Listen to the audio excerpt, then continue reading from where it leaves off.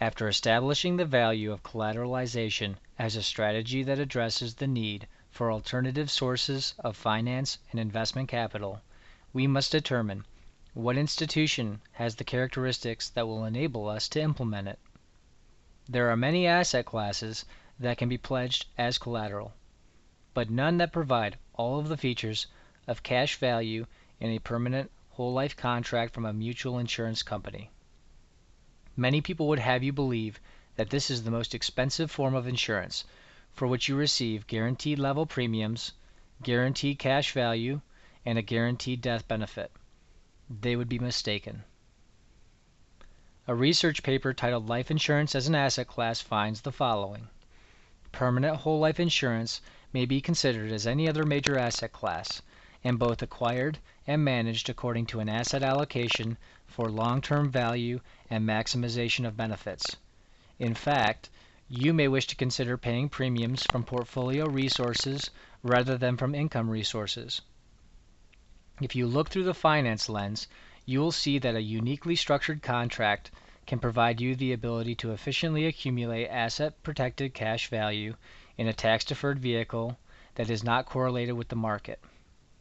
You have the ability to borrow against the cash value without any restriction regarding the purpose of the loan. After all, the last thing we want is the opportunity to pass us by. Dividends are reinvested tax-free, and once a dividend is declared and paid, it becomes part of the guaranteed portion of the underlying whole life policy. Because none of us knows what the future holds, it is imperative that we have a contract that has the flexibility needed to adjust according to a change in our resources. Lastly, it provides the opportunity to create a tax-free source of income. We need to turn the prism and create analogies that allow us to move beyond preconceived notions about how this product works and what purpose it can serve. What if we thought of premiums as deposits, cash value as capital or collateral, death benefit as a permission slip to spend down other assets, interest earnings or interest expense in terms of opportunity cost?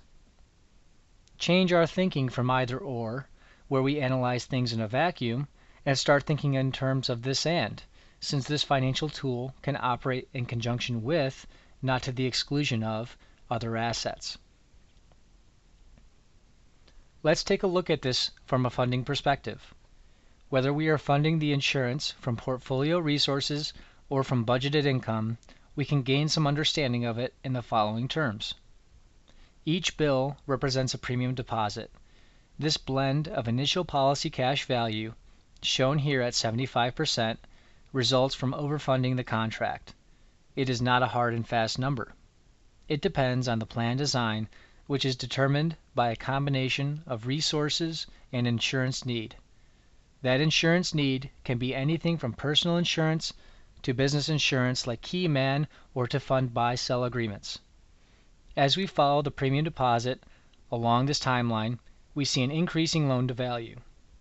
In this example, after 5 years, we have access to 100% of our contributions.